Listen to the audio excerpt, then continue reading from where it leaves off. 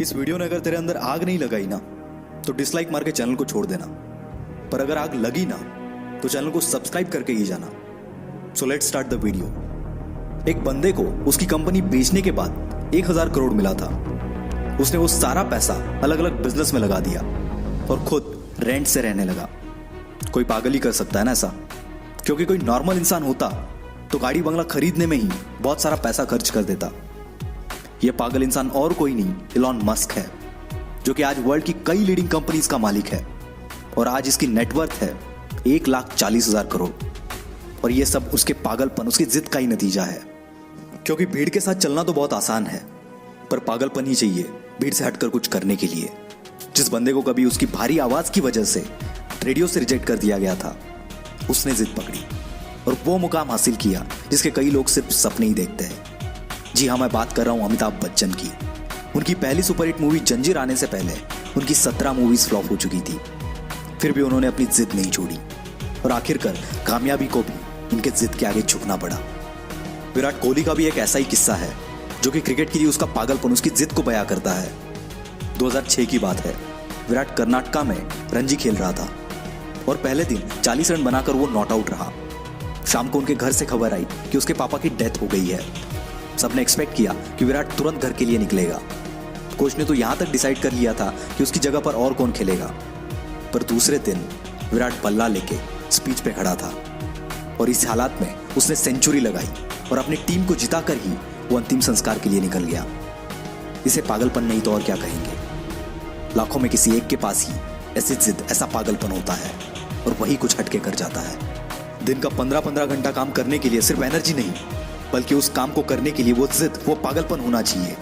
क्योंकि ऐसे जिद्दी, ऐसे पागल लोग परसेंटेज में नहीं, नंबर्स में होते हैं। ऐसी एक जिद और पागलपन से भरी हुई कहानी है दशरथ मांझी की, जो कि अपनी पत्नी को टाइम पर हॉस्पिटल ना पहुंचा पाए, क्योंकि इनके गांव से हॉस्पिटल के पीछे एक बहुत बड़ा पहाड़ था और उसी वजह से उनकी पत्नी का देहांत हो गया।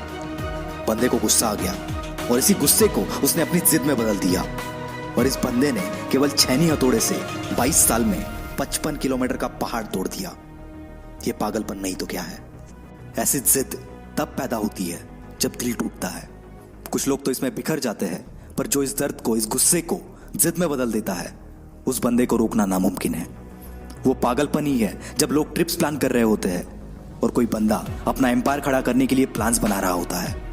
जब सब नौकरी ढूंढने के चक्कर में होते हैं, तब कोई पागल नौकरी देने की सोचता है और ऐसे ही पागल आगे जाके बिल गेट्स, स्टीव जॉब्स बनते हैं। ये पागल सक्सेस के लिए हमेशा भूखे होते हैं, ये कभी सेटिस्फाई नहीं होते।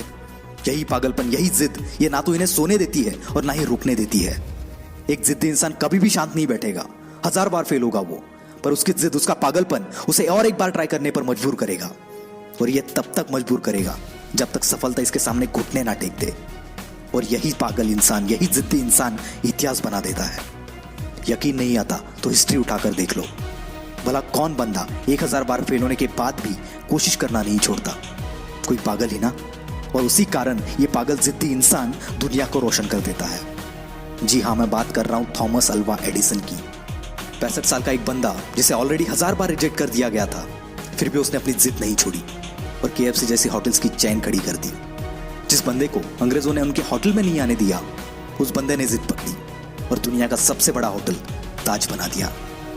दोस्तों, ये एक जिद ही है जो एक नॉर्मल इंसान को एबनॉर्मल बनाती है और फिर ये एबनॉर्मल लोग ऐसा कुछ कर जाते हैं जिसके बारे में नॉर्मल लोग सोचने से भी डरते हैं। इसलिए आपको जो भी अच्छा लगता है, जो भी आप करना चाहते हो, पागल बन जाओ उसके लिए और जान लगा दो उसे हासिल करने के लिए। क्योंकि जब तक ये जिद, ये पागलपन आपके अंदर नहीं आएगा, तब तक आप नॉर्मल ही रहोगे। और अगर नॉर्मल रह के ही मरना है तो ऐसे ही जियो, पर एबनॉर्मल बनना है तो जिद्दी और पागल बनना पड़ेगा। वीडियो अच्छा लगा तो ही लाइक करना, शेयर करना और हमसे जुड़ने के लिए नीचे वाले लाल बटन को दबाकर चैनल को सब्सक्राइब जरूर करना।